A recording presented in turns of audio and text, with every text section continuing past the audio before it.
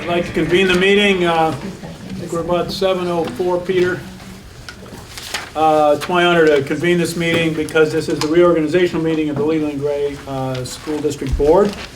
And this time of year following town meeting, boards are obliged to re-elect and organize, appoint, make various appointments, but elect their officers. I know that we have guests here that are prepared to present to the board. I don't want to delay this too much, but I would suggest that unless there's objection from someone, that we elect a chair and then save the rest of our organization until later, partially because I think it's appropriate that I don't chair the meeting any longer than necessary, legally required. Is that okay with the board? Yep. To elect a chair for the ensuing year? So nominations are open for chair of the Leland Gray Union School District Board. I'll nominate Joe Winrick. Second.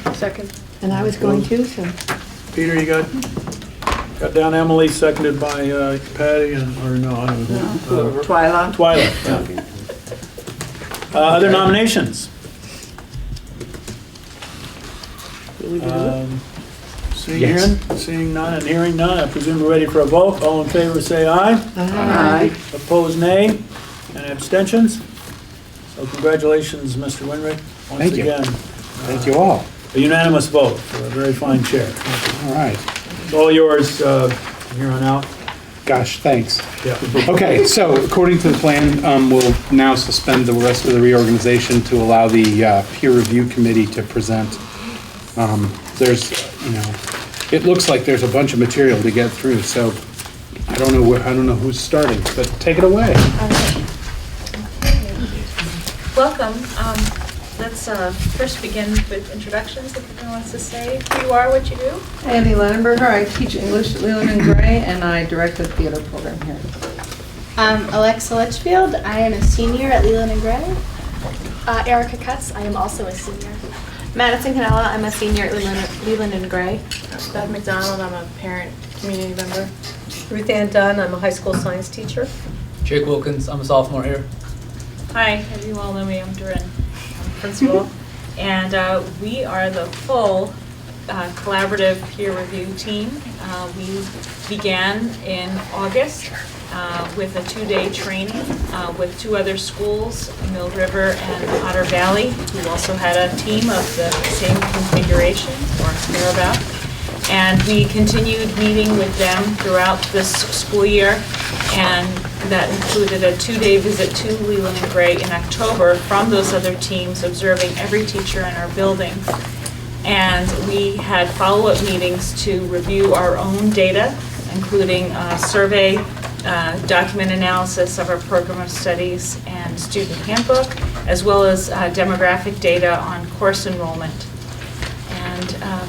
And we have an agenda of what we're going to be sharing with you today, and our hope was that everyone would have a chance to have reviewed the findings that were emailed to you previously, and because we are going to be grappling with these findings with you all in order to move forward to whatever next steps the board would deem fit. And so that's essentially the background. You've been hearing about it for a couple of years since the developmental phase began over a year ago at this point with the principals of Mill River and Otter Valley, with, of course, the support with Helen Beatty and Martha Rich from Unleashing the Power of Partnerships for Learning, the organization that led us through this process this year. Madison, do you want to talk about the next part? Yeah, so there's some ground rules for the review of findings. The first one. They're also up here just. Sorry. The first one, they're up there. Yeah, sorry. The first one is let all voices be heard, share the air and support others. The second, listen, intend to understand rather than respond or persuade. Check your assumptions. Make your assumptions visible to yourself and others. Then be less sure that your assumptions are right. Be humble. Ask others for opinions rather than telling them how you want them to change. Invite rather than dictate. Respect individuals and issues and the Vegas rule. Treat people and topics with consideration. Recognize the need for care and confidentiality. Assume goodwill. Listen without judging another person's intentions. Assume everyone has the highest and best purposes in view. Start with strengths. Keep the focuses on the strengths to be developed rather than deficiencies to be corrected. Ask what's possible, not what's wrong. Keep asking. I also just like to take a moment to thank the school board very much for allowing us to embark on this, I guess, groundbreaking endeavor that we're not sure if any other school in America has gone toward. And we're going to jump to the next part. Go ahead. So I just want to make a comment before we even start, so it may not be inappropriate. That's an amazing set of ground rules. If you could amplify them out to the rest of the world, it would be a very good thing. It's terrific. Thank you. Any questions about the ground rules? The history too is that they were developed early on in our work together with the other schools and our leaders. You're great. So it was Okay. So now the round robin. So assuming that everybody has read the findings packet, if you want to take a minute to, do I have to? No, you don't. If you want to take a minute to review your findings and extract one sentence or one piece of data that you'd like to just read out loud to have everybody listen and think about it. And then we'll do that in a circle. And so the point is not to have a discussion about what you're reading, it's just to read something that you think is essential. So if you could take a minute to go through the findings and pick something out.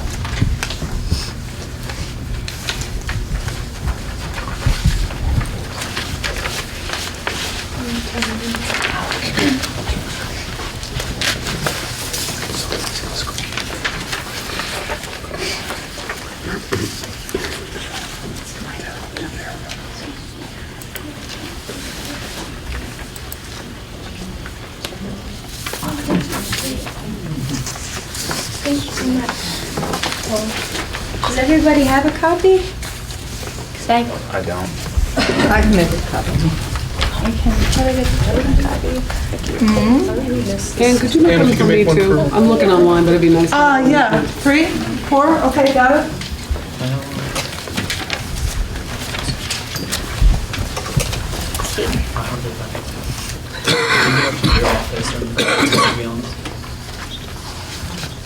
You need one too? Is there? No. You've got one? Oh, I've got a We're just thing sorting out to- copies of the stuff. Not yet.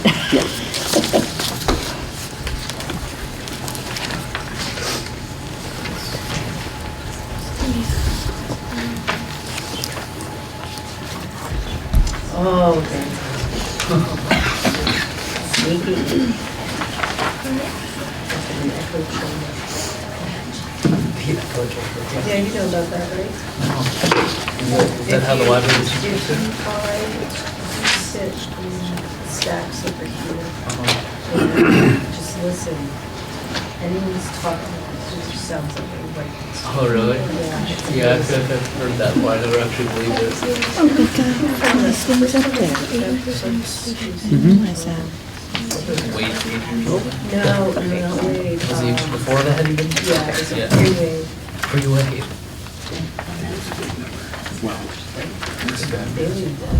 Oh, wow. Sure where that is the place kind of. Bailey was like, oh, You God. graduated 2012? He was really not. Anyone else who needs one? Okay. Well, you're better than I am, just yours. I couldn't check out. Oh, You know pretty well. So so serious. So could we have a volunteer to start? Sure, and we'll go in a circle, so you can choose left or right. Okay, so it's a couple of statements that I thought were interesting, and they kind of, I don't know, but anyway. The commitment to not track students by ability in most classes appeared to have a positive effect on teacher and student relationships. I'm sorry, it's finding number 2 under democratic practices. Despite these observations, the students revealed a more nuanced or divided response to school democracy. For example, only half of the students feel they are active in decision-making at school.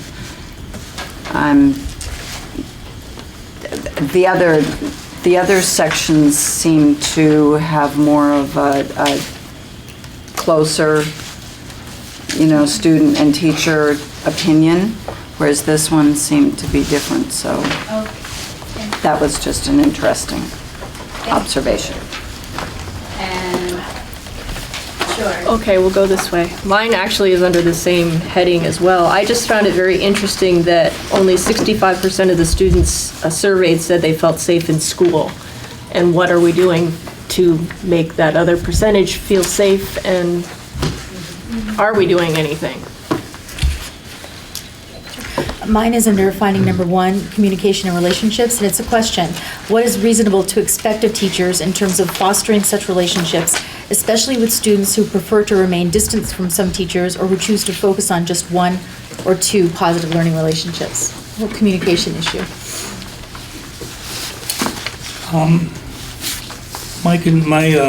The point I have is similar to Patty's. It's under findings 4, student-centered learning. Again, the 54% of students state that they are often encouraged to think creatively in class, but 92% of teachers feel that way. That's a big gap. It'd be interesting to see where that comes from. And I'm in the same area, the democratic practices. That one question just jumps out at the beginning of the second paragraph. How much freedom and shared decision-making is best for secondary school students? That's a big issue. You cover some of it down in the evidence that Patty and the others were alluding to, but that question's huge for me. Okay. The statement that one of the statements that I picked out, I guess, was that only 54% of the students feel their teachers are enthusiastic about teaching, while 95% of the teachers feel they are. And what do we, again, what are we doing to address those disconnects? So I've had like all of these circled, so I'm going down my list of things. And I'd just like to make a comment quickly about the first paragraph on findings under the number 5, equity and classroom differentiation. At Leland Gray, we seek to provide access to rigorous courses for all students, and we have increased participation of students from disadvantaged situations, particularly students who are eligible for free and reduced price meals or learning plans. Through effort and hard work, all students can succeed in rigorous learning. That's a very powerful statement, and I support that. How about the gentleman in the back? Howie.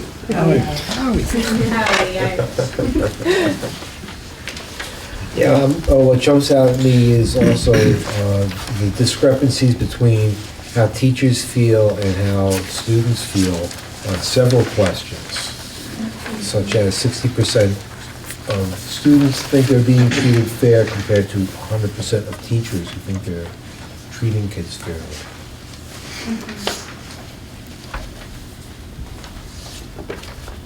So that's my... Well, I'm inclined to defer, considering my position, but I actually share the observation both of Howie and Joe that in my recollection of my teaching, I'm sure that I thought I was doing a lot better job than I was doing.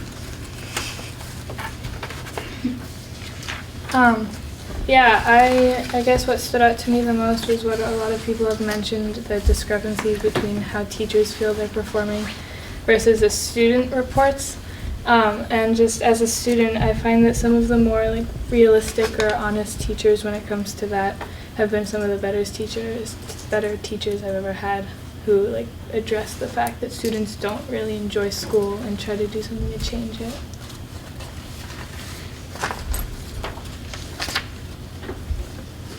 Something that stuck out to me was the percentage of 86% of teachers and 32% of students agree this was the largest gap in agreement between students and teachers. Believe that I work on real-world problems in my class, so clearly there's a disconnect between what students think they should be learning and what teachers think students should be learning.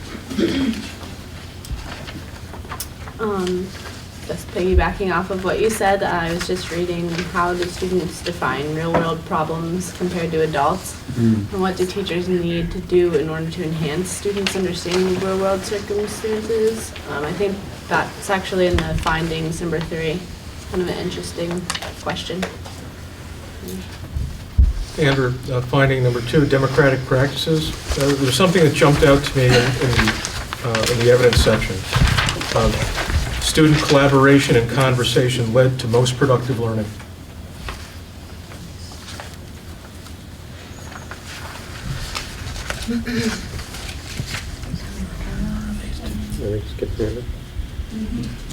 Okay. Under findings real world education, there's a couple of questions at the end of paragraph 2. 1, how can the school community create a common understanding of creativity in classroom practices? And how do students learn to think creatively while simultaneously following the school curriculum?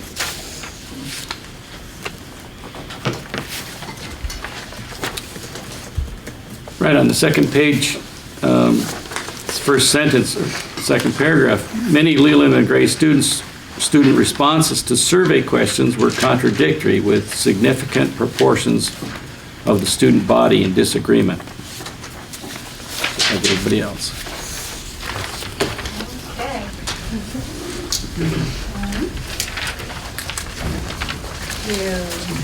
We ready? Okay. You're gonna get up and walk around a little bit here. So we're gonna do an exercise called Marketplace. So you look around the room behind you. There are 4 quotes there, over here, here, and right here. These are all taken from the findings. So you're just gonna wander around and read the quotes, choose one that speaks to you the most. Have a discussion. You have about 5 minutes. I know the board likes to keep to the agenda, so you have about 5 minutes to discuss it, and then each group will report back to the room. Can they just stay in their groups and report from where they are? Do we stand where, at the quote that we... Stand at the one that, you feel the strongest about. Okay. And then, there'll be a student at each quote to help facilitate your discussion. So we can get going on that.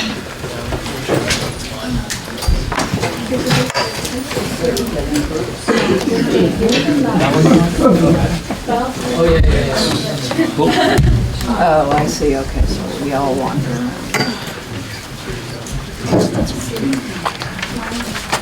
Right.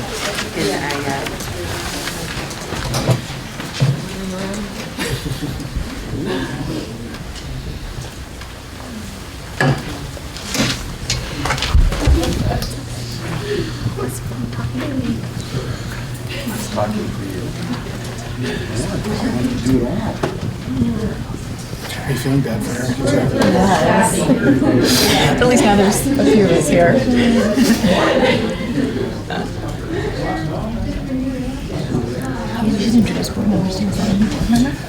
So first, I want to know your names. Oh, sure, because we know yours. I got a funny name, Lyndall, Lyndall. Okay. Yeah.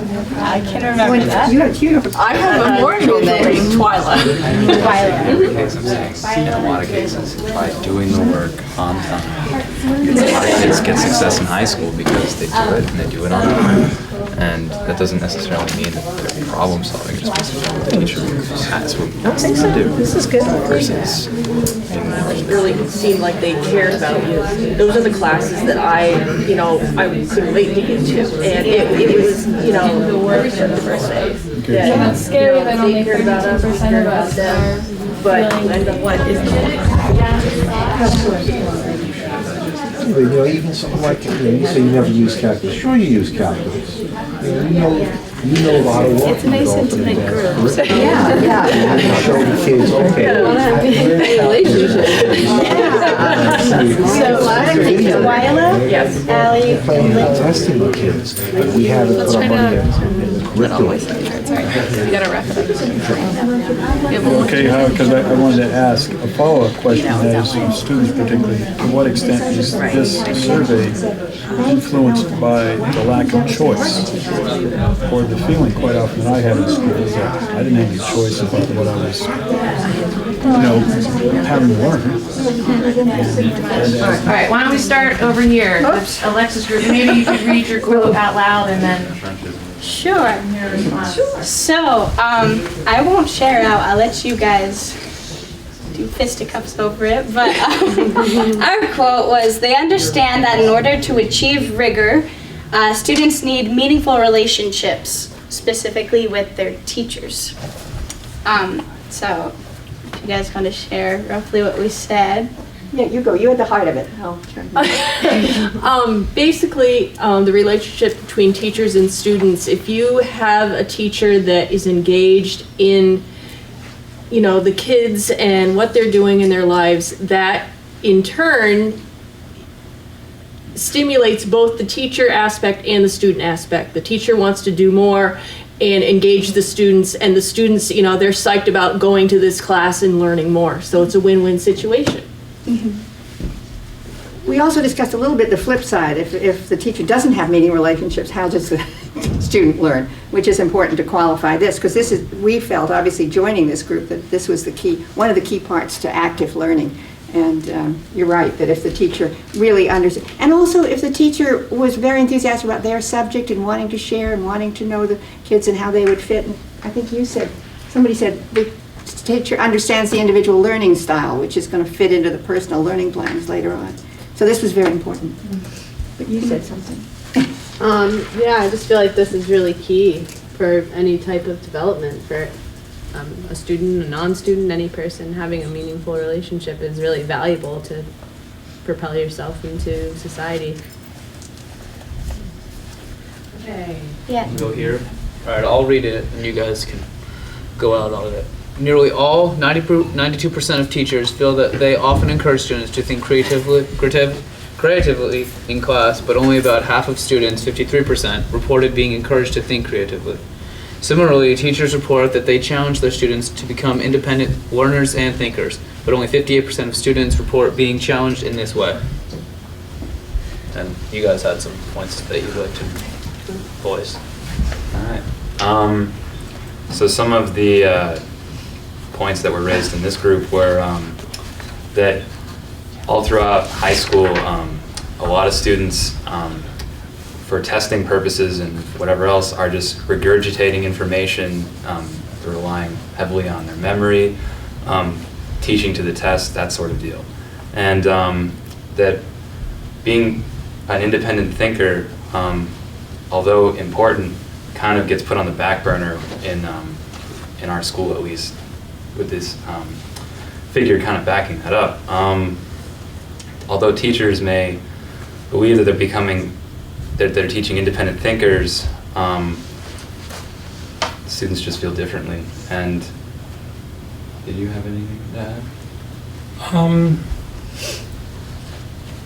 I think that I wonder if there's a gap between what teachers and students understand as being what it means to be an independent or a creative thinker.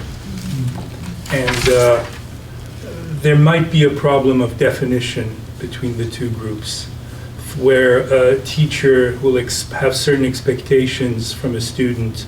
Once those expectations are met, the student will have the tools to apply that knowledge in a creative way.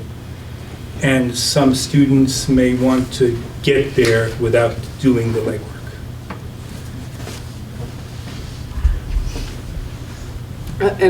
So I'll just follow on what Bauman said. One of the observations was that it's really important for students to feel comfortable and safe in the classroom and in the school environment, because it's very hard to be creative if you, and it's just a natural process of the age, honestly, it's a challenge sometimes to be out there and thinking creatively and independently unless you feel really, really safe. So that's just an element that needs to be supported.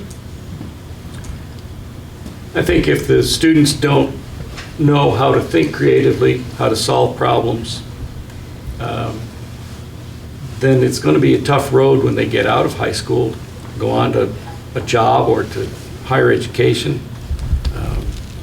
So this, to me, is a critical point in the education in high school, is to teach creative thinking and problem solving, because you can't go around the world too far without having those skills. And just as a last point, the difference in the percentages from 92 to 53 between teachers and students makes me think that teachers are doing enough to foster creativity, and students are asking for more by saying only 3% are saying it's creativity that they're being asked for. Student projects in classrooms display vocabulary and other visuals to help learning. Share responsibility. We discussed the projects that the students display, also create discussion around those displays, which in effect turns the student into the teacher, and to you learn the subject matter so much better by teaching it than you do by simply having it presented to you. And then we discussed a bunch of different visuals that we'd seen and ways that this works, but we like the shared responsibility piece. It also feels like it helps with real-world applicability, because all throughout life you're going to have to be able to learn to communicate with different groups of people in different ways, whether it's through a visual display or vocabulary. So it felt really right. We agreed with it. Okay, Madison. All right, this is the relevance quote. Likewise, 86% of teachers and 32% of students agree, I work on real-world problems in my class. You guys can share out. Yeah, so we talked about, first of all, what real-world problems are, because that's constantly changing.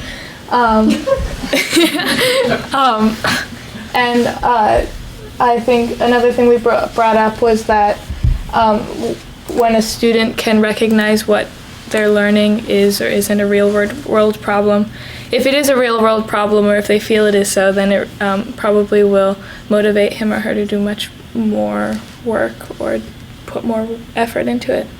So it's important, for sure.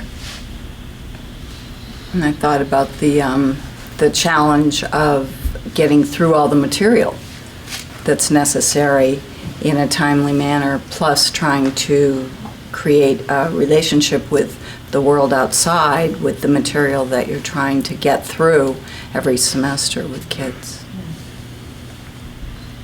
Yeah, and I pointed out that if the 14% of the teachers who don't get it is a real problem. The 32% of the students is you don't expect kids to know what a real world problem is, but you expect teachers to be able to communicate the relevance of what they're teaching to the kids. So the problem is the teachers communicating that relevance to the kids and getting it themselves. All right, that was great. Did you want to share more? No, that summed up the conversation. That's it? Okay. Go back to our seats and...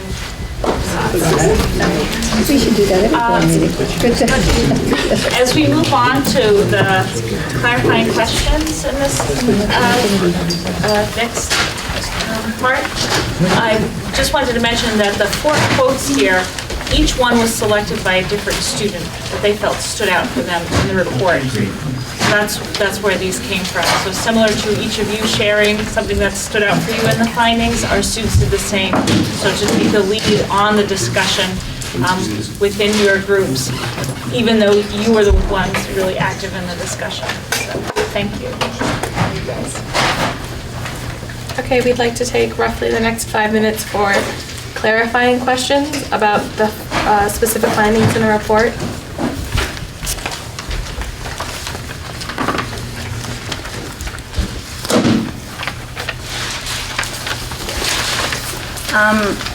One thing I noticed that there wasn't really any information in here about parents' participation in this whole triangle, which I think it should be. That's an important part. And are there any thoughts on how to involve parents in this process? Yeah, so when we first started the school evaluation process, the two other principals, myself, and the consultant we work with, we were looking at the standards of global best practices. It's about 15 different standards, and it's a big range from curriculum and instruction, leadership, facilities, parent engagement, student voice, democracy, and we made the decision to focus on teaching and learning. We felt that that was the heart of any school and where we felt that we could have the most growth as opposed to some other areas like the building. And so in that process, we found the places, in working with our consultants, that we felt that we would yield the greatest results from the data collection. That's not to say that that's not a great idea, and we know that we're the pilot project, and at the end of March we have a final meeting, celebration with the other schools, and that's something we can bring to them as we're going to be giving the organization Up for Learning suggestions for improvement. So that it's clear that the parent voice is not represented because we don't have any data on that. I understand narrowing the focus, so you really get something done. Thank you. Yeah, go ahead. Is there a place to bring community into this whole, beyond having parents, but actually bringing the broader community into this conversation? It's always been such a challenge for us to get the community involved with the school, and when we reach out, and we ask people, please come, and there's a few others here tonight, but this kind of process seems like a great way to actually reach out to a broader community and do reporting out and trying to get more feedback. Is there any plan for anything like that?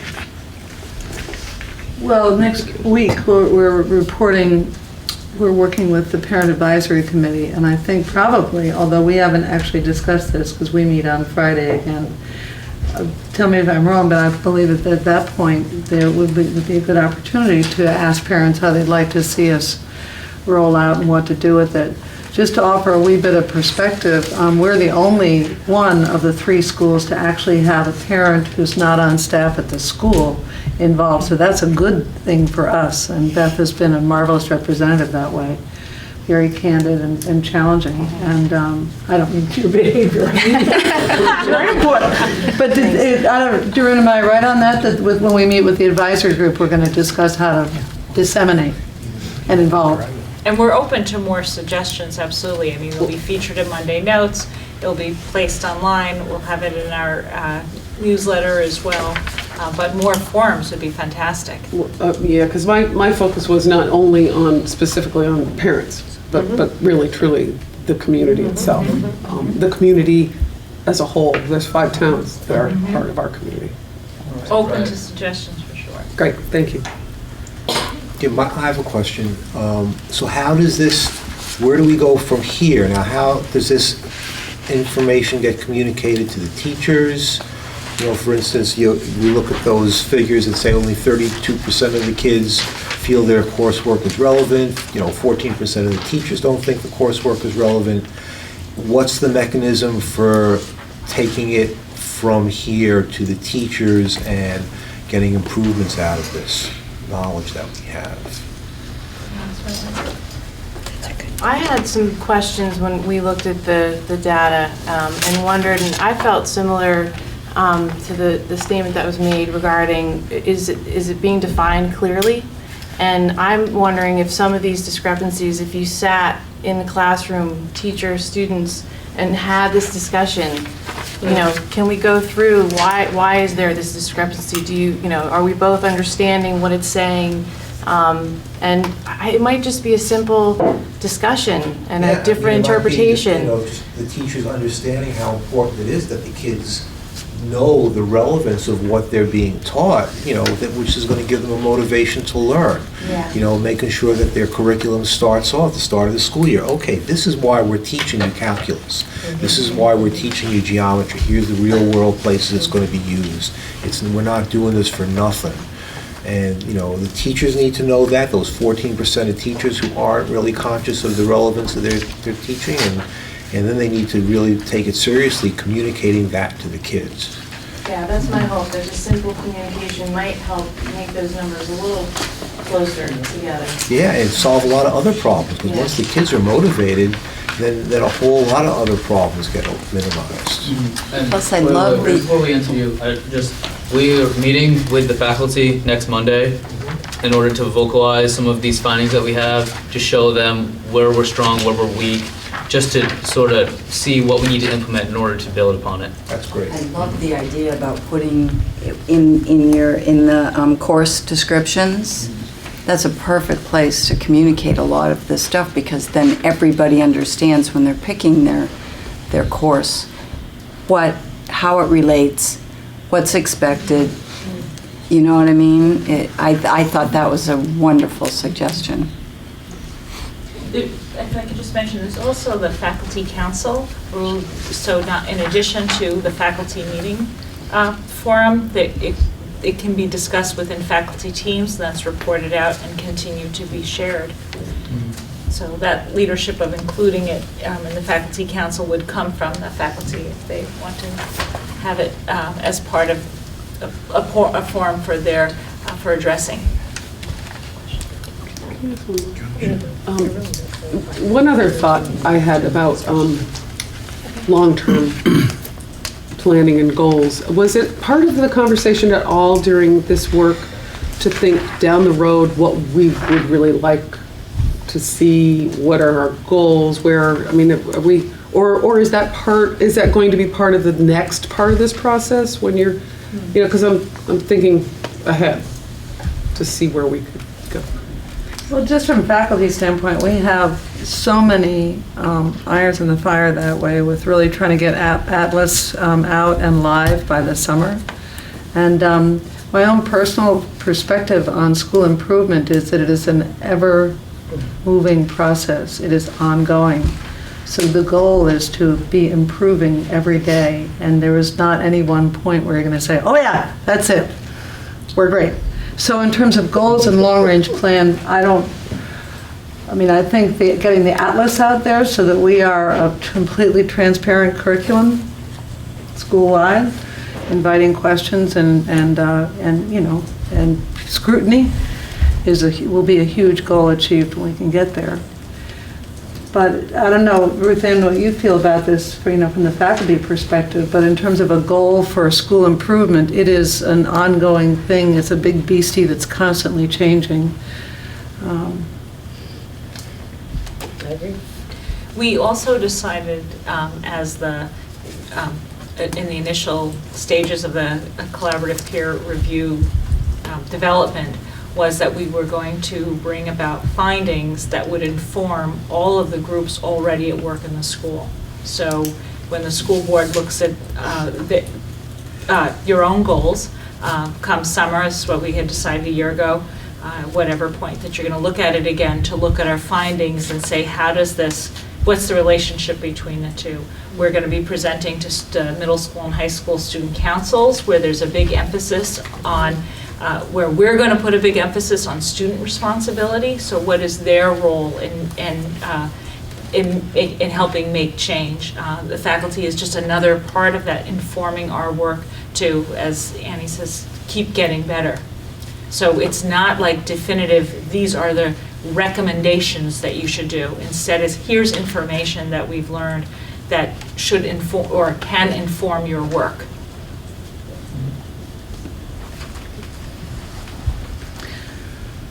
The next, this sort of more silver. Erica, do you want to discuss what our next? Yes, we would like to open up a full discussion, questions on the whole data packet, and we would really like to hear everyone speak. We have about 15. Well, we're sort of running over. After this, there's just one last 5-minute activity, but we did allow 10 minutes, and so if people have something to say in the way of Q&A to really get the dialogue fleshed out, we'd be very eager to hear from you now. Many of you have spoken, many have not, but questions about direction, philosophical stance on the whole thing, how the kids, I think anything.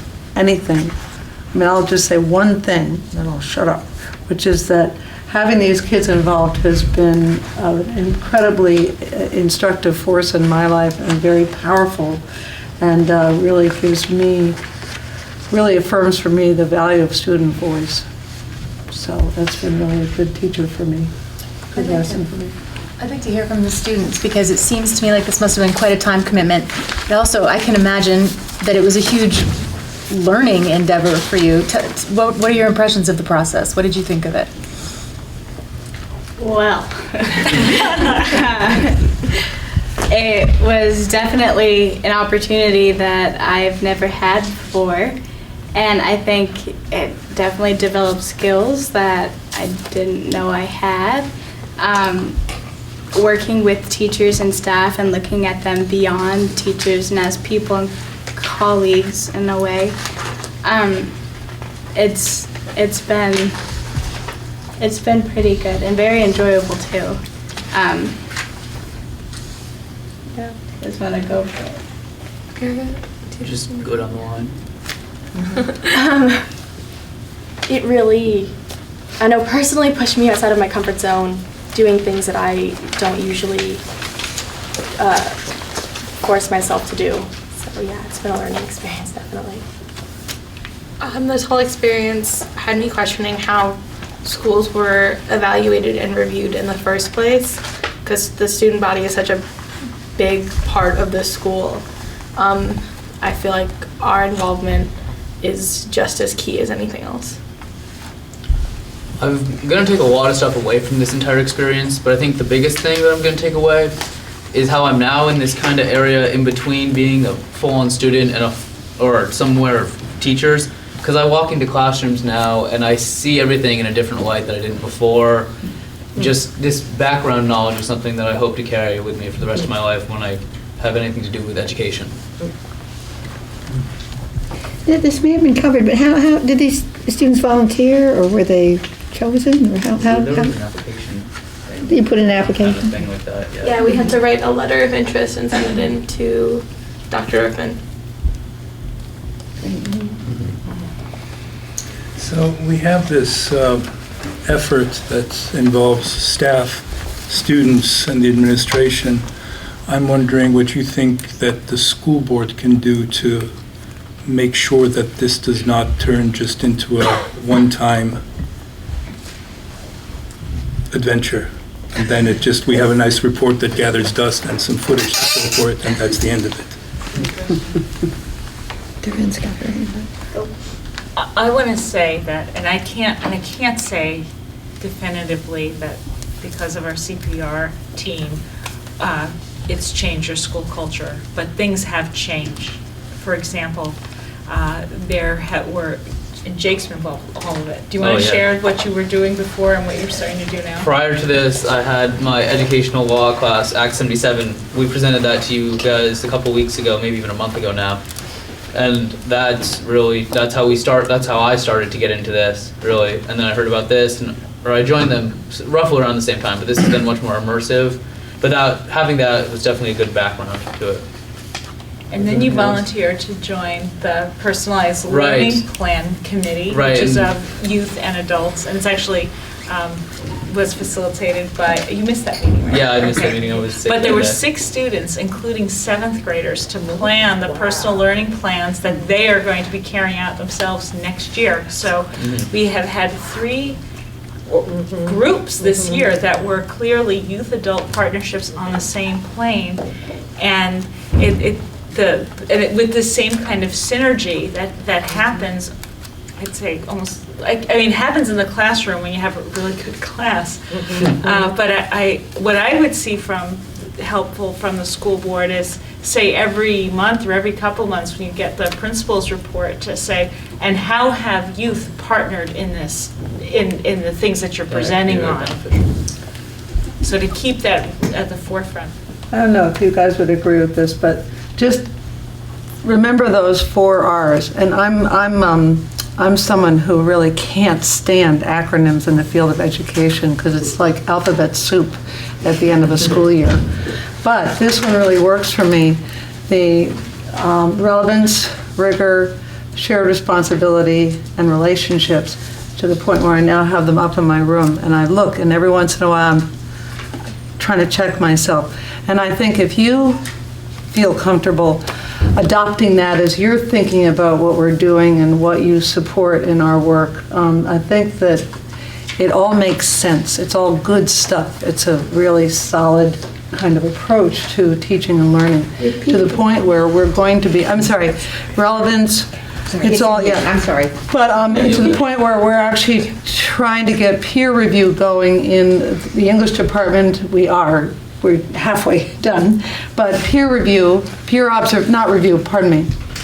observation, and looking for one of those R's in our visit, and then giving feedback on one of those R's. And so I think, but that would be number 1. I would hope that you could sort of adopt that thinking as well. Number 2, and I don't know if this is cool to say or whatever, but there's something coming down the pike with the state that I just hope doesn't sort of negate or kind of back burner all the work that we've been doing this year and that we'll continue to do in terms of state observations. I hate politics, and so I don't know an awful lot about it, but there are things in the wings that really could put the kibosh on this sort of essential and organic evaluation, self-evaluation. To me, this is far more valuable than anything that we've ever done with NEASC in terms of self-scrutiny. The hardest thing is being honest with ourselves, and I think the rollout to the faculty meeting, I want the kids to do 99% of the talking in the rollout to the faculty meeting, because they are the customers, so they have to be able to speak. So. Awesome, thank you so much. Yeah, boy, this is amazing. Do we want to end with a wow? Yes.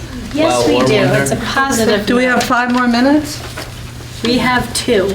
No, we actually have -13, but who's counting? What do you say? Oh, these always No, go we want to hear over. the wow, go ahead. Okay, so the deal is, you do that. Okay. I talk too much. Whenever we got together with the 3 schools and had our meetings, we always ended all of our gatherings with going around in a circle and saying a wow or wonder, what if, what next. So just sharing something. So we want to do that specifically about our findings. So is that a good prompt to leave us off on? And we'll go in a circle. Just a wow. Just say it again. A wow or a wonder. I'm a little slow. A wow is, what do I think of? Wow, that's a really good thing. And then specifically state what I thought. Yes. Right? And then the wonder is, boy, I wonder what if, and, what if, what next, and so, yeah. Or it could be a criticism. Yeah, we can handle that. Wonders are like, I wonder why. Wonders are criticism, let's face it. Oh. That's cool. It's just a positive way to criticize.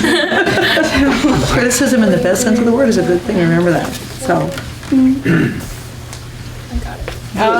you like to start? I'll start off. Okay. All right. I wonder what next and when?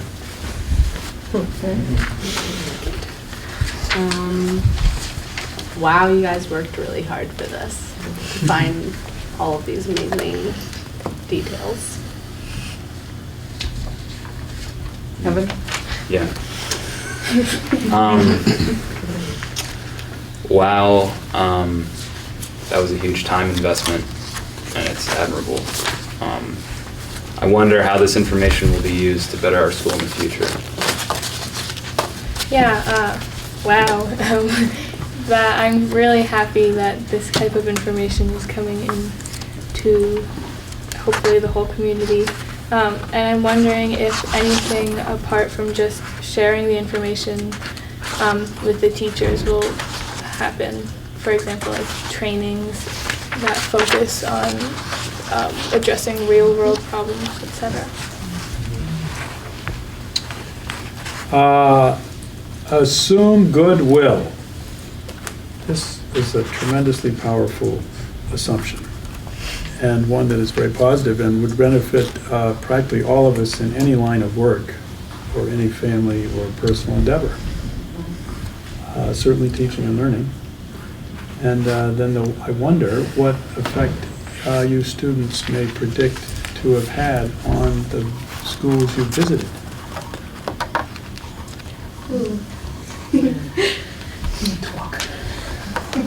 I'd love to know that. So, this has been a wow moment. It's very, very interesting. My wonder is whether this is going to impact our students when they leave Leland and Gray. Will it make them more, will the focus here make them more prepared for their further education or career path?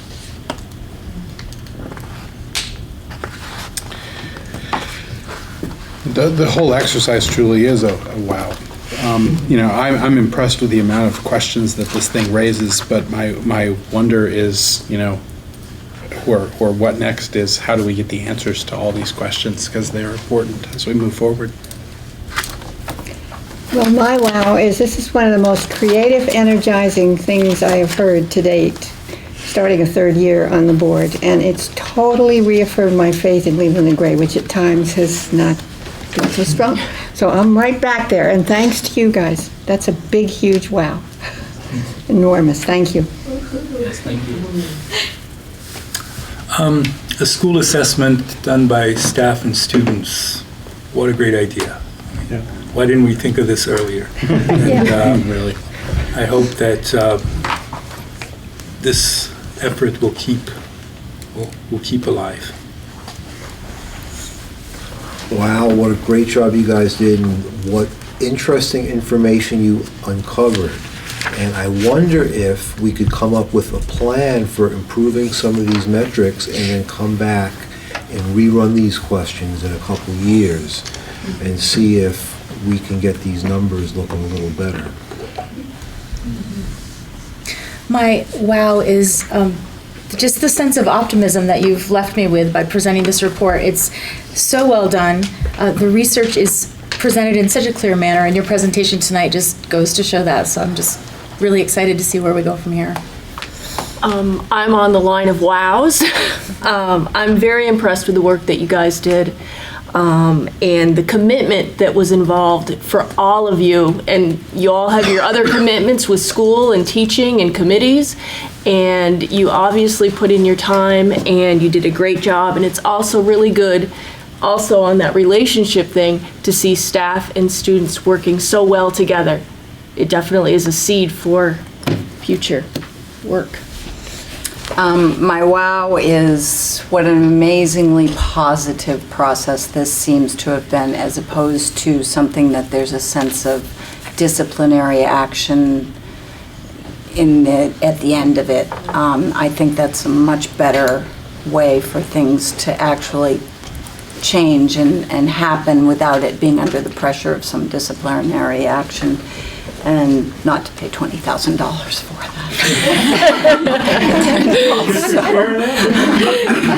Also, my wonder and a wow and wonder is the fact that the free and reduced lunch kids are participating in more of the rigorous courses, and how do we keep that happening and hope that can keep happening, because I think that's 40 some odd % of our student body. So that's a huge number of kids to be involved and be invested in the school and their education. I was impressed just by the phrase partnerships for learning, and that could not only do what you've done tonight, but expand in time and go on and on and on, and not just among students or between students and teachers, include families, include the community. It could go on and on. So that's impressive. And my wow, I guess, was just thinking back to just a few years ago when it was a board of adults that rarely set foot in this building except for every second Tuesday of a month, to having students on both sides of the table, both presenting and listening, and their viewpoints being heard and being valued, is such a sea change difference for me as a board member to understand what's going on here and how to make it better.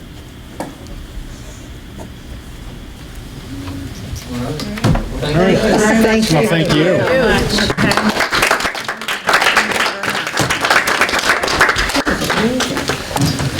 All right. Thank you. Bravo. Thank you. Now we get to go home. Now they get to leave and we get to fly through an agenda here. Going back to the top, I don't think we ever actually welcomed our new board member.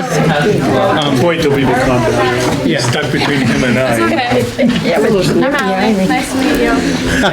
Go Allie, Allie, is that it? You want to go away? Okay.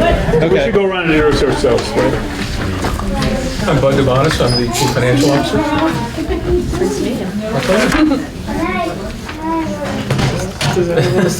Allie, do you want to say anything just so give us any idea about your Wing that table down. Yeah, we should wing these tables just a little so we can see.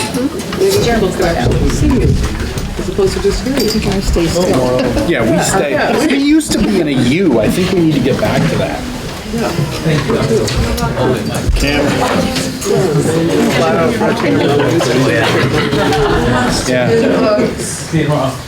right. My name's Allie. I'm really excited to join this board, and I'm a farmer and an artist, and I love this community. I've lived in a lot of communities across the country farming, and I was drawn back here, so now I'm starting a farm on Windham Hill Road. Yeah, I want to help out with this community, and I love the kids here. So. Allison, how do you pronounce your last name? Just so Dirkoli. Dirkoli? It's like broccoli, but with an ER. Got it. Okay. Good farming cue there. No, she's a new board member from Townsend. So Peter's DER. Yeah, I think it's the other end of the spectrum. Okay. My name's Evan Riley, and I am a student member Mike Dolan of this board. Yeah.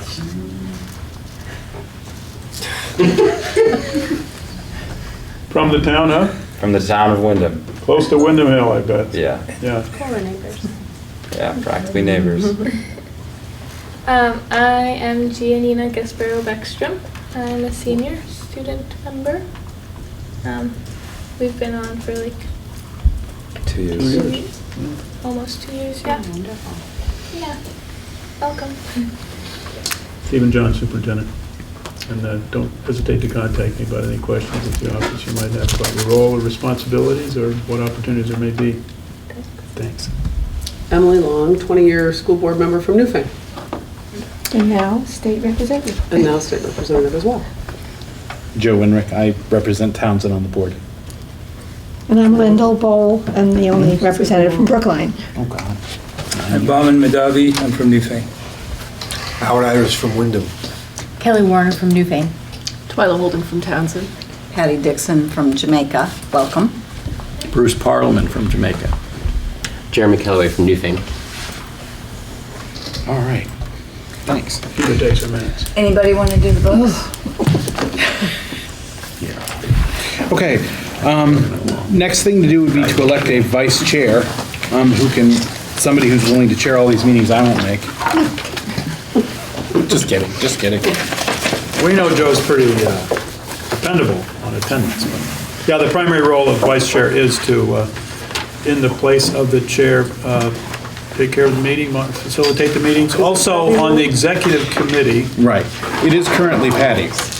On the executive committee of the WCSU, the chairs of all the boards form that executive committee, and bylaws say if they're not available, the vice chair sits. Oh, the bylaws say that? Okay. All right, so anyone, any nominations for vice chair? I nominate Patty. Second.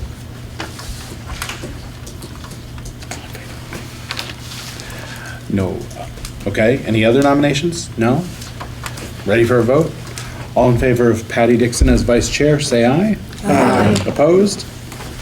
All right, it's unanimous. And we need a clerk. Our current clerk is Bruce. Clerks end up taking minutes once in a while during the executive session, or, well, around executive session, because we get rid of our note taker, and they also have some signatory responsibilities. Nominate Bruce. Second.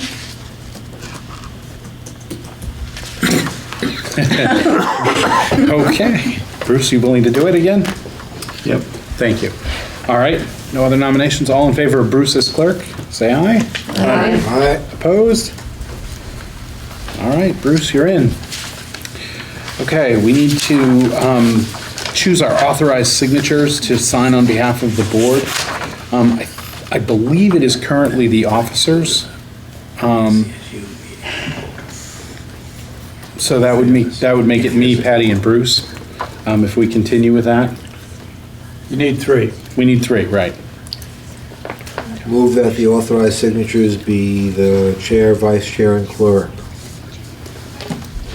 Second. Second. All right. It's been moved and seconded to make the authorized signatories the officers. All in favor, say aye. Aye. Aye. Opposed? All right. I believe our paper of record is currently the reformer, right?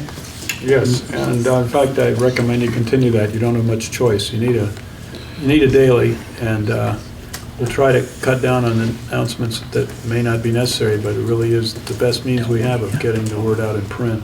Okay. Move that the paper of record be the reformer. Second. All right. Any discussion? All in favor of naming the reformer as our paper of record, say aye. Aye. Opposed? All right. We need to set a time and date for our meetings. Currently, that's the second Tuesday of every month at 7 here. And do we actually leave the fourth Tuesday in there as optional, or is that not even mentioned anymore? I'd rather not mention it, frankly. Okay, that's what I thought, but, okay, so the second Tuesday, well, wait, we can discuss it after we move it, right? Move that we have our meeting 7 PM, second Tuesday of the month. Second. Okay.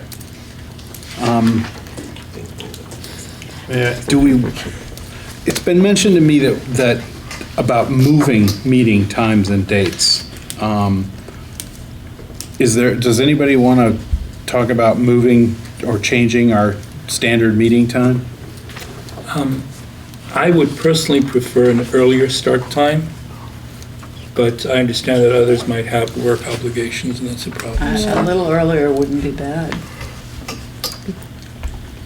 Because they can tend to Now, run are quite you late. thinking 6:30 or even 6? I would like it the earlier possible, so I mean, if people can make it 6 would be great. We may get out an hour earlier? No, we just talked. That's kind of the idea. That would be my goal. Yeah. How about Emily trying to get down from Montpelier? Yeah, what do you think? Tuesdays are the worst day of the week for me, and 6 o'clock is going to be really hard. I was barely able to get out of committee today in time to make it, but that's all right. I gotta feed my kid too before this thing. What's a better day? Any day is a better day, just so you know. But it's okay, I'm not asking for you to change.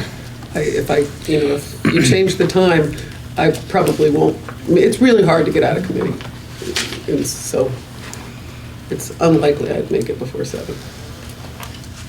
But But some If days I it's may be going to able to. impact people Yeah. not being able to make it, I'd say let's leave it at 7. But, Just if we can maybe try to stay on agenda and on task a little better, so we don't have so many 10 o'clock meetings. Yep, talk fast. 9:30, 10 o'clock meetings, that's hard.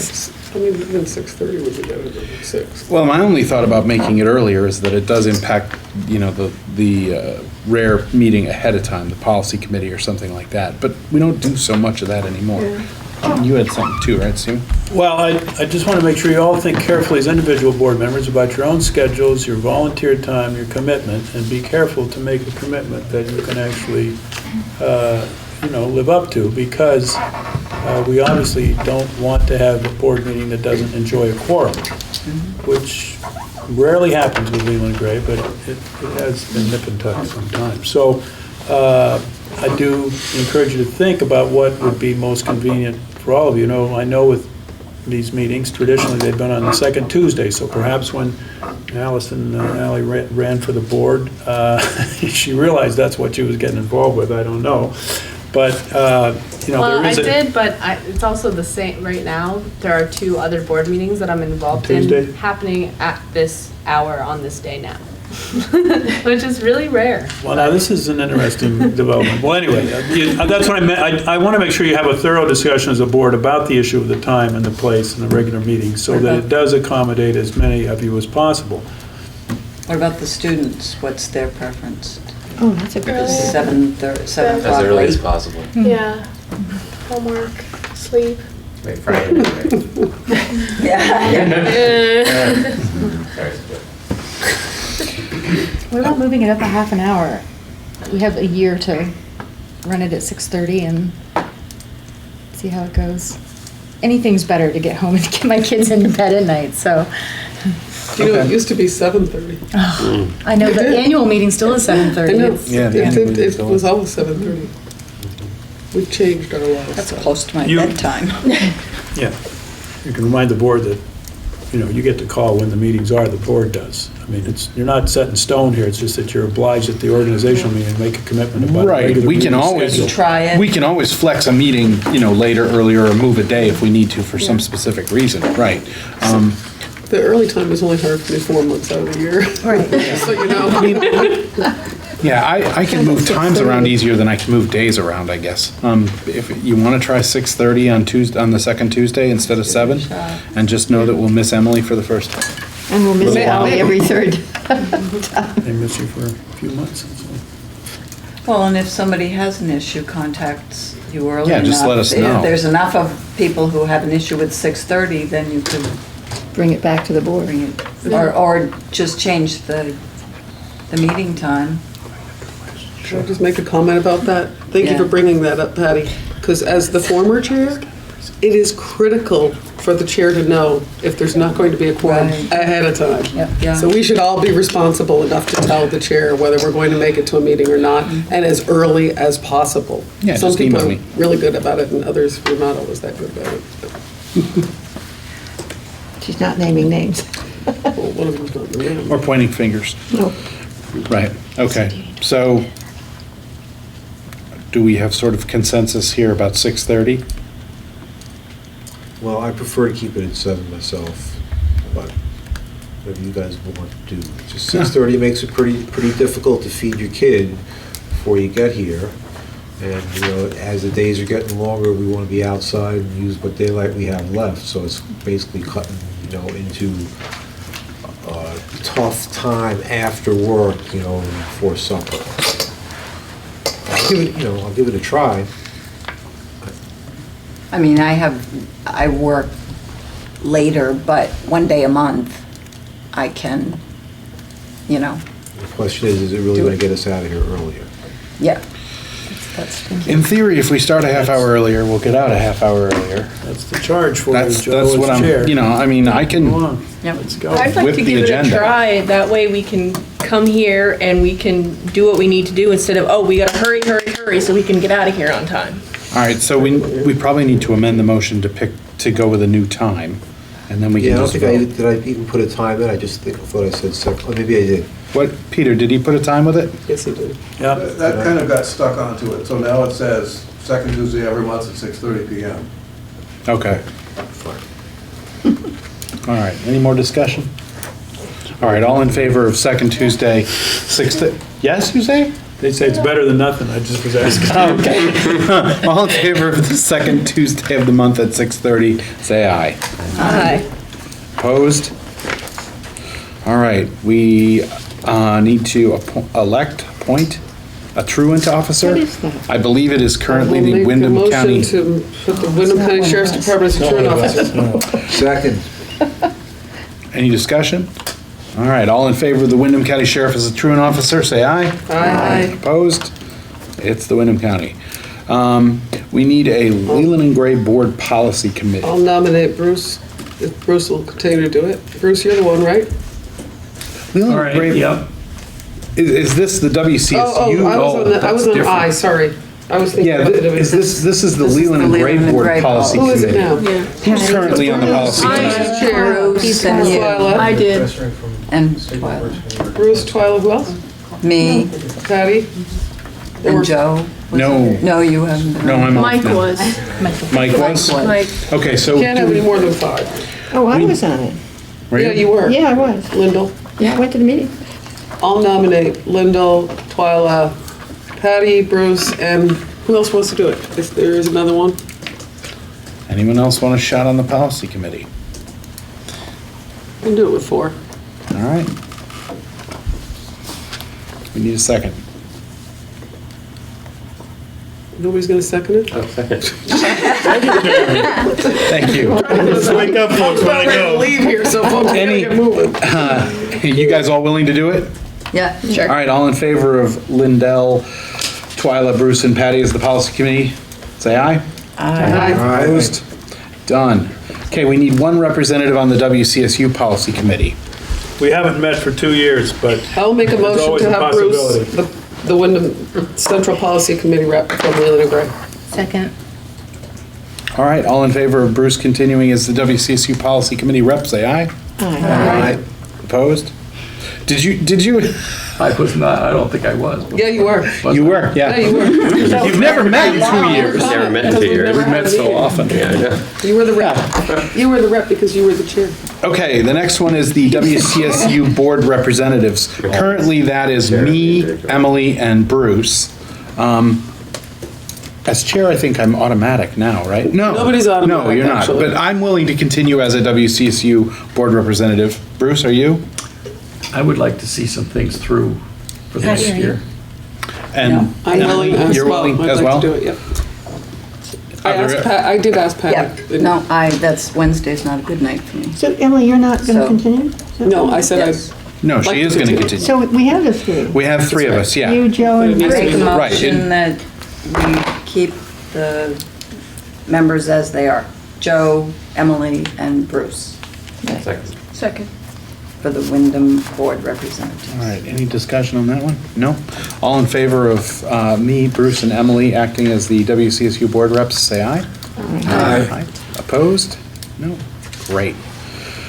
May I explain why I meant why the committee doesn't meet, the policy committee doesn't meet for WCSU? I'll remind you all that when we did meet to decide or give the superintendent advice about how to rewrite or revise the truancy policy or the class size policy, once the committee came with a recommendation and we took it to the boards, it took another 18 months to get it passed anyway. And I don't, think it was a good use of our meeting time because those representatives were not able to, Right, influence so the the boards. boards to- meet in the The boards have, in the WCSU. present governance situation, every individual school board is responsible to warn, adopt, debate, and revise their own policies. Okay. So we don't have any do we have any additions or corrections to this agenda now that we've actually reorganized? Nope. Okay. We've lost all our members of the public. Any correspondence at all? No? Okay. Administrative reports. Doreen, do you have a report? We lost Doreen. I'm here. She's there. No, I looked down there and you were gone. I went, wow, she left. Do you have anything other than the committee I did stuff send that you emailed? a report. Half of it was the agenda and the press release that I sent out about the collaborative peer review report, there was a section about SBAC testing, the Smarter Balance Assessment Consortium that will begin at the end of the month. I can highlight that if you would like, but it's all been written out. And also information about personalized learning plans and community-based learning, which is the beginning of Right. the discussion, and talked about very briefly with the collaborative peer review team presentation. I'd be happy to answer any questions about it, but since this was like the longest principals report ever, reporting from the evaluation, it's up to you.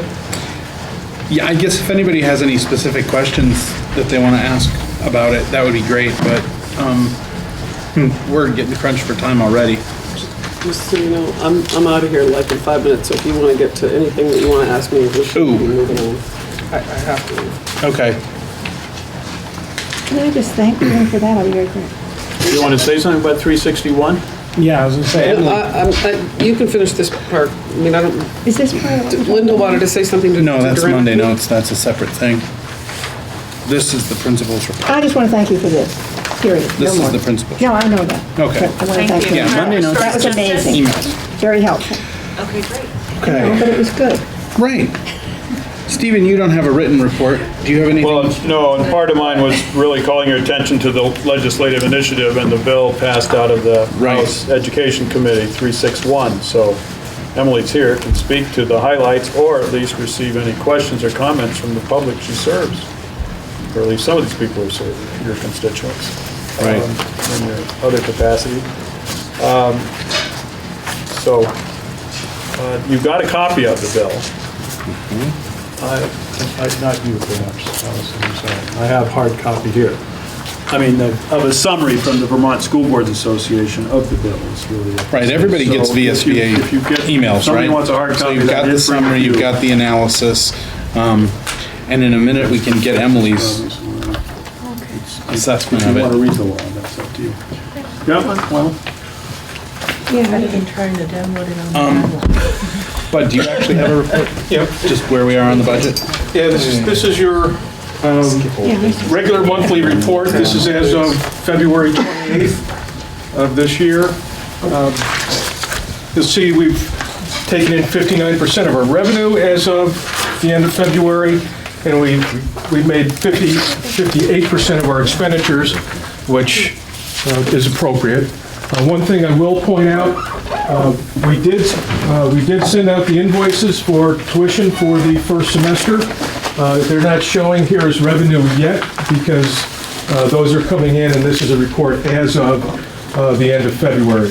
So the report you see next month should include those revenues. We're also working on a report. Brent and I are trying to find some time to get together. I have a draft projection for June 30 that I hope to have to you shortly. Great. And there's nothing in here that you want to, that. No, the only thing I wanted to point out is, I thought there may be a question about the the zero on that tuition revenue. That's just a matter of timing. Those bills are out. Okay, For the year. thanks. Thank you. Anybody else have anybody else have anything they want to ask about this report? Which answer to that? Can I ask if this could be provided like by email, like a little ahead, so that we'd have a chance to look it over? If that's the board's pleasure, we can do that. I don't mean like last week or anything, I'm just saying even during the day or something ahead of time or the day before. I would the really board appreciate meeting. that. It would be very helpful. Yeah, that'd be great. We can do that. Thank you. Thanks. All right. If it's okay with everybody, I want to skip over old business, the town meeting roundup, and skip to the new business, just so that we can get Emily's thoughts on H361 and any other legislative matters that you think we need to know about. I mean, you are House Ed. It is your bill. Not my bill. Well, figure. Per committee. But the committee did, the committee voted the bill out unanimously. I mean, there's a lot to the bill. You all have seen copies of it. There's no point in me going over the point by point because you all received that, I'm sure, from VSBA. I would be happy to answer questions that you have. about the bill. I've attended, as the rep for Wyndham 5, I attended the 3 town meetings, and the most questions on the bill came from Marlboro. Marlboro certainly had a lot of questions about it. There's a lot of work going on up in the State House. It has been a very, very intense 2 months. Being a new legislator, you're learning all the time anyway, and then being thrown into the House Ed in a year like this has been completely time-consuming. But it's been very interesting. I feel unbelievably immersed in education discussions every single day, without fail, and it's not like what we do here. It's from birth or even prenatal discussions right on to adult education and community high school and the college level. A lot of talk about the college level, and I feel like I'm learning something new every single day. It's fascinating, the conversations. It's also overwhelming to learn about the poverty that we're dealing with in this state, in the country, but clearly we're not immune in this state.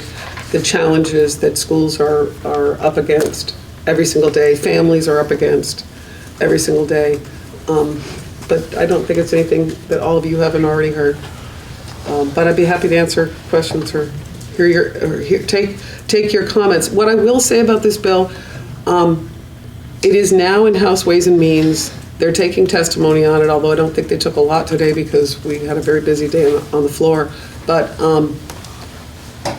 this bill probably will not look the same even when it gets to the floor of the House, which I have no idea when that'll happen. And it's very unlikely that it would go to the Senate and the Senate didn't make changes. I think that will happen as well. The biggest concern I have around this bill, and I've been very upfront about it, and I fought against this for weeks on the committee, and that is the cap, the 2% cap. I voted for the bill because there's a lot of things in the bill that I thought were, very worthy. I, in general, do not support a cap on education spending. I think and this is on actually per pupil spending, but I supported the bill because there is nonstop an outcry for a reduction in property taxes. Every legislator heard about it when they were running last fall. And in this bill, most of Section 17 is about merger conversation, and there's nothing in there that we can say for sure is going to reduce property taxes. There are some things that we expect will happen, but there's so much flexibility in what school districts will at some point look like in the future that there's no way to predict, how many schools there'll be, how many boards there'll be, So because of the flexibility, there's no way to quantify the savings. So without having something like tightening the screws down on the excess spending threshold, which is the proposal I preferred, the cap was really the only other thing that came to us, or student-teacher ratios, which I also feel is not the best way to go. Prescribing student-teacher ratios across the board for every school is not fair. We have schools of completely different size and need in this state, and I don't expect that to change. So I really spoke against a prescribed student-teacher ratio. That being said, I will tell you that everybody should be very aware that 80%, as you all know, of our budgets are salary and benefits, and it's being pointed out every single day that we have the lowest student-teacher, or student, maybe student-teacher, but certainly student-staff, adult ratio in the country, and at some point that's going to have to be addressed somewhere along the line. And the hope from the Education Committee in this bill is that that will happen naturally through collaborative work and mergers that happen. I fought very, very hard to keep small schools grants in this bill, so that anybody who participates in merger will be able to retain their small schools grant. This bill is not about closing schools. The hope, in fact, we talked about it many, many times on the committee, the hope is that it will preserve more of our small schools, because small schools are being threatened every single day in this state because of a continued decline in enrollment, which is actually going to continue on for the foreseeable future. Certainly projections are until 2030 to see a decline. It's not going to be in the future as steep as a decline as we have today. My focus beyond education is to work on strengthening our economy, because I believe that's the only way we're going to change this decline in enrollment. And so I'm spending any moment I have free trying to stay on top of what's happening in the economic development committees and attending whatever I can in that area to see what we can do. Windham County is especially threatened right now with Vermont Yankee closing and the loss of almost $500 million out of our economy here locally in the tri-county area, which includes tri-state area, I should say, which includes Massachusetts and New Hampshire as well. So anyway, if you have comments or questions, I'd be glad to. Yeah, I have something to say. I mean, Sure. I know you guys work really, really hard up there on this, but if you looked at your task as cutting costs and cutting property taxes, nothing came out of this that's going to cut property taxes. There's nothing in there. There's no concrete cuts. And what there is a 2% cap. There's a 2% increase in spending. It seems like the committee just kicked the can down the road and said, well, we hope sort of that if districts start to merge, we'll have some kind of real spending cuts. But there's nothing concrete there. With all due respect, I mean, we have a financial officer here that works really hard. We have a superintendent. This is repeated in 60 districts in the state. How many bookkeeping systems do we need in this state? Why, I mean, Stephen, you do an awesome job as superintendent. You should be superintendent of the whole state, not just 11 schools here. We don't need 60 more of you kicking around. And this is really where you talk about, too high staff to student ratio. We need to look at the people who are not standing in front of the kids if we're going to cut costs out of our system without sacrificing the education of our kids, not closing buildings. Because you know what? Most of the consolidation that can practically happen in this state has already happened. The schools that are left are not driving the expenses. Little tiny schools are 4.7% of the budget, and they're 4.7% of the kids. The drivers are the big districts, the big schools. Look at what's going on there. So I really think this committee needs to look at the whole governance structure really hard, everything in between the kids and the Secretary of Education needs to get a good hard look if we're going to make some real changes here.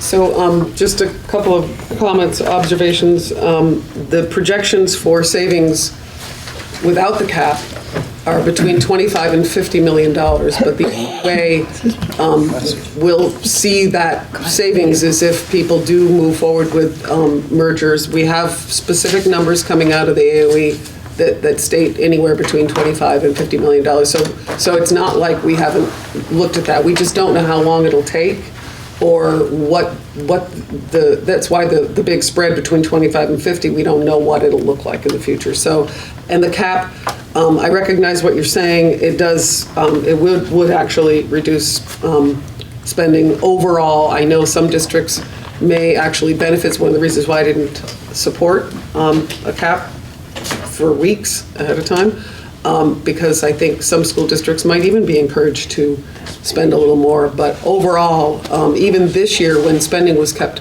very low statewide, it was still more than 2% increase. It was almost 3% increase. So, that being said, I'll say the student staff ratio piece, when you talk about people who are not in front of the kids, well, a lot of those include those who aren't in front of kids, but they're often support staff area and even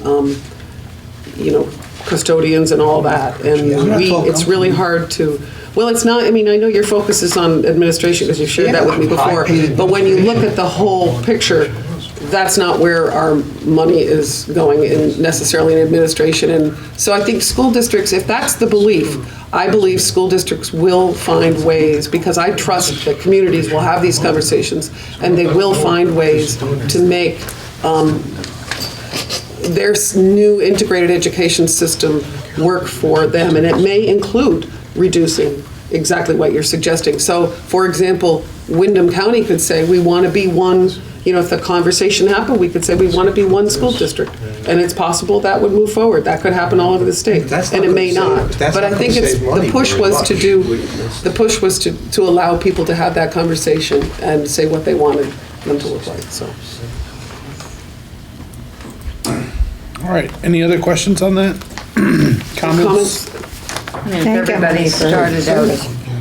everybody started out equal, then the cap, okay, we're all starting out equal, but you've got some schools that struggle and some schools that It penalizes those who have worked really hard, like Leland and Gray, to keep their budget level funded this year. It penalizes those schools, and it doesn't clamp down on those who have not been as responsible as we have been with our budget. Right. If I could just say one last thing about this. Sure. If there's thoughts about this bill that concern you, specific items in it, tell me and tell me fast. Send me an email, whatever. Email your legislators. I don't represent all of you. Make sure people hear. If you have specific issues around it, right now it's in Ways and Means. There's no reason not to let Ways and Means know. You can go on the website and find out. Send emails. Get answers to your questions. It's really important. This is when you have the influence over what this bill will look like, and you should be sharing your thoughts. And I hope you will. Was there any, maybe I just missed it, but was there anything about the Jamaica Townsend? Yes, I spent quite a bit of time working on that because I was quite concerned about both Jamaica and Townsend losing. Oliver Olson represents you guys, and I represent Townsend, and so he and I worked real hard to make sure that there were provisions in here that would allow for a situation that Jamaica and Townsend may possibly find themselves in, and those were both around the loss of small schools grant.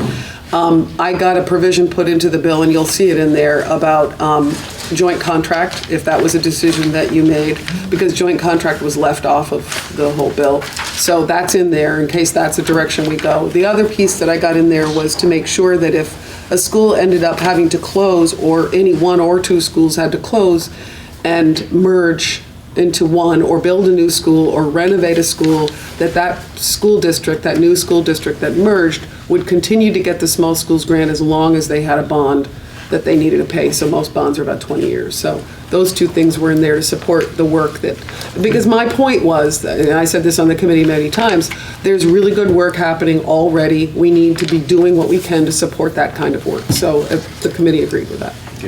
The Jamaica board will meet Tuesday night. The Townsend board met last night, and they certainly are thinking that if this legislation passes, that will have a powerful financial impact on their consideration, because a bond payment being reduced by $150,000 per year for 20 years is a pretty significant incentive. Right. At least it certainly makes building a facility much more attractive. Right. So while you're emailing anybody, if anybody does, make sure you encourage to keep things like that in there, because while you're saying you want something out, it's a good idea to encourage good things that are happening in it too. All right. Because I worry about it. Nothing's for sure in this bill. Nothing. Like any bill. I'm sure it'll change a bunch. Yeah. Thanks, Emily. You're welcome. Thank you. All right, skipping back up to the old business of the town meeting roundup. I know we got, speaking for Townsend, we got a new rep. You've met her. Other than that, there wasn't really much at Townsend that concerned us. Anybody else have anything going on at their town meeting that brought to the board? Wyndham voted in our school budget unanimously, plus $10,000. Nice. Yeah, Townsend passed the school budget without any arguments. Doreen, you had something? I just want to thank Tom and Jen for passing the Leland Gray budget. Good work, board members. I didn't, I wasn't able to go to town meeting, I had to work, but I watched some of it on TV, and I don't know, Bruce might know a little more, but it seems that our representative had some discussion about trying to give school choice to Jamaica Elementary School. Your representative? Oliver. Oh, okay. Olson, like letting them go to private schools and stuff like that. There was quite a few people in the audience who wanted choice. And what it amounts to is, unless all the other towns agree to that, then it won't happen. That's at the secondary level. For grammar school. And for Leland and Gray, it's already in existence to some extent.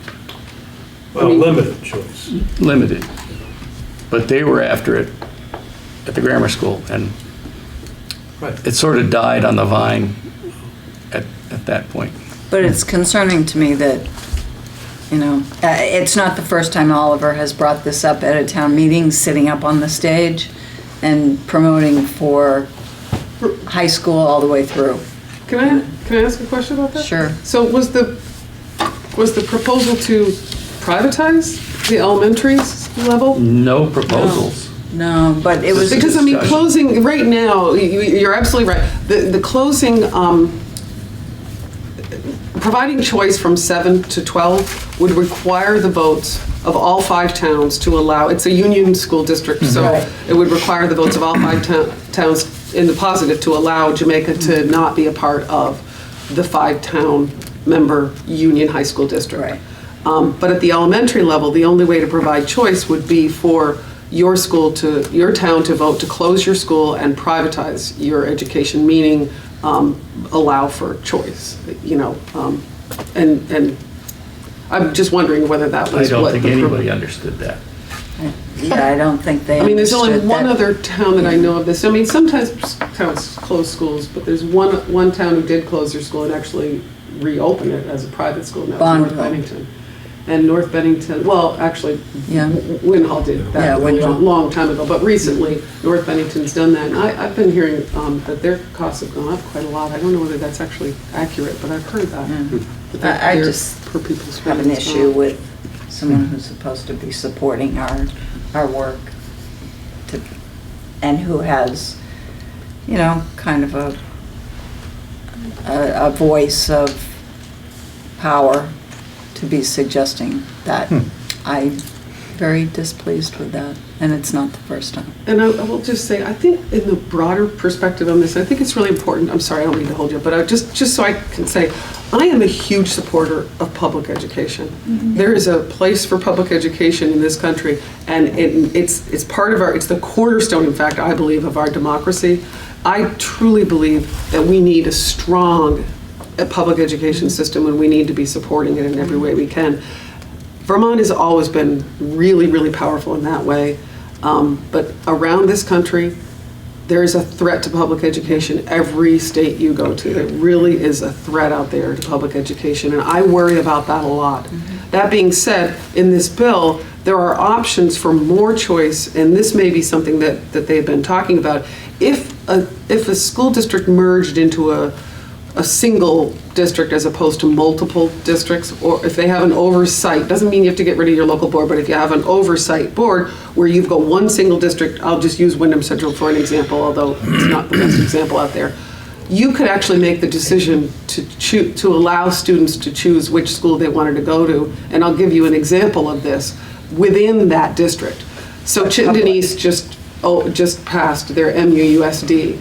And they testified to House Ed, one of the board members testified to House Ed that they had one of the schools, I think it was Bolton, had a large class coming in for kindergarten, and they needed to hire a new teacher because they just didn't have too many kids coming in for kindergarten. And when they passed this bill, this merger, MUUSD, they were able to say to the parents, is anyone interested in sending your students, your kindergarten class, to one of the other schools that actually had some space?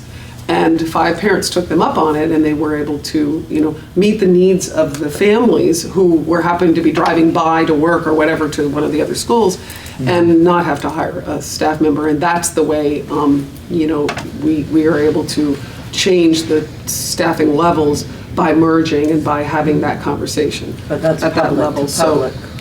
that's within a Right. district. It's Private. still public school choice, it's not private, and it's still within your own district. It just gives parents a little Yeah. bit more flexibility if the Articles of Agreement allow that.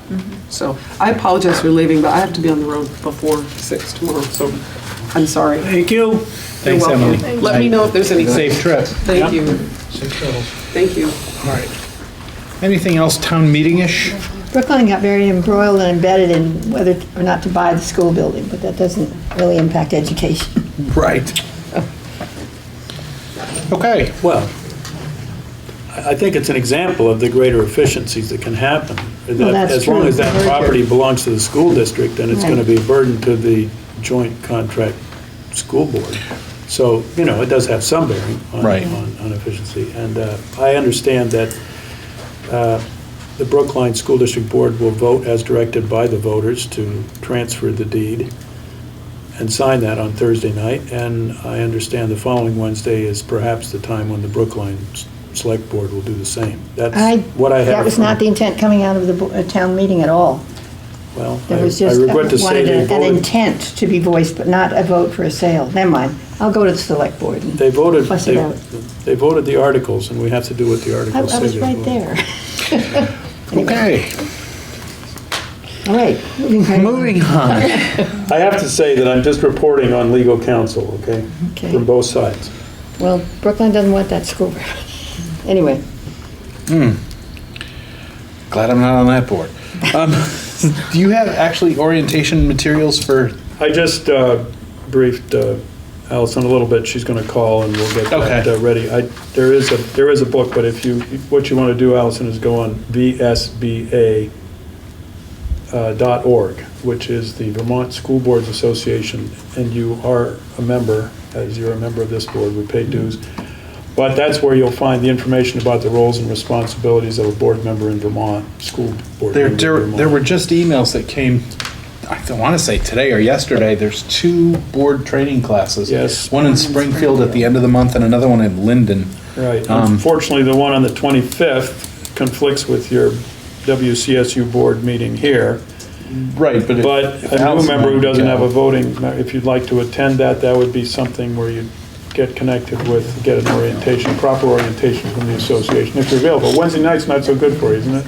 No, I can work it out. Yeah, the 25th. And there are some other new members. If you let Allison know of your interest, she can get you registered and help you out. Allison Hescock is my receptionist. Yeah, I can assistant send her at the office. I can send her the VSBA email. Okay. I'll make a quick note. Yeah. Thank you. bet. Yeah. Let's sit on orientation. Oh, and then the other thing is, I'll explain to you about the use of your email and communications, that you give up some things when you join a school board. Yeah, I was In going to terms of your say, ability to, do we have an email address for her yet? yes. Okay, Yeah. sweet. Yeah. All right. We got Emily's perspective. I think we got H361 out of the way, unless anybody has more that they want to talk about on that one. Are we talking about moving the Leland and Gray board meeting to Well, the first Tuesday next month for some Yeah, reason? well, there is possibly some reason having to do with our administrative responsibilities regarding our master agreement. So that is the bargaining agreement. right. Now, the bargaining agreement is not yet concluded for next year, but it still is in effect presently. So if the board can meet on the first Tuesday rather than the second, that would be helpful to the administration. However, when I say helpful, Wardsboro also meets on that night, so I have to figure out with Bud how we get this handled. But I wish I was able to be more definite, but there are some contractual and personnel matters that may come up that need to be, at least the board would benefit by being informed of either publicly or in executive session as might be necessary. So that that's the reason for that question and suggestion. I can't be here that night, I'm not going to be around. Yeah, if it's not possible to establish a quorum, then it's really not a question, so I don't. So if we can get a quorum for the 7th, are you requesting that we move our meeting date then? Yes. Okay. So, anybody else can't make it on the 7th? I know I can. I'm good. 2, Bauman, 3? I could. Yeah, okay. 4? Yep. Okay, it sounds like it's promising. Oh, yeah. 7th sounds good to me. Okay. Right. So we would just miss Patty, and I can't speak for Emily, I don't know. Right, The I students. can't say. Students, good. Sorry? The students, they're okay? Do we have a quorum? Okay. Yeah. Yes. Yeah, we would have, we would have a quorum on the 7th. Okay, so then. We'll warn it for the 7th. We'll warn it for the 7th at 7. And, All right, 6:30. 6:30? 6:30. 6:30 is our new time. And, yeah, I'll advise you as board chair if something develops that Okay. changes that. All right, great. Moving on to bills and pay orders. They've been examined and they're all good. So we have warrants in the amount, we have 4 warrants in the amount of $648,891.26 and payrolls of February 13th and February 27th in the amount of $240,810.68 for a total of $889,701.94. Motion to approve? So moved. Second. All right. You pass them down to. Yeah, those can go to Peter. So it's been moved and approved to, moved and seconded to approve the bills and pay orders. All in favor? Aye. Opposed? All right, they're approved. We have a consent agenda containing minutes of our February 26th meeting. Need a motion to They were approve that? posted, I think you should have all been able to access them. Yep, Okay. they were sent to me. Right. Oh, that's February 10th. I guess they. Move to approve the consent agenda. Second. All right, all in favor of approving the consent agenda, please say aye. Aye. Aye. Opposed? All right, we do need an executive session? Well, let me say, first of all, it depends on the wish of the board.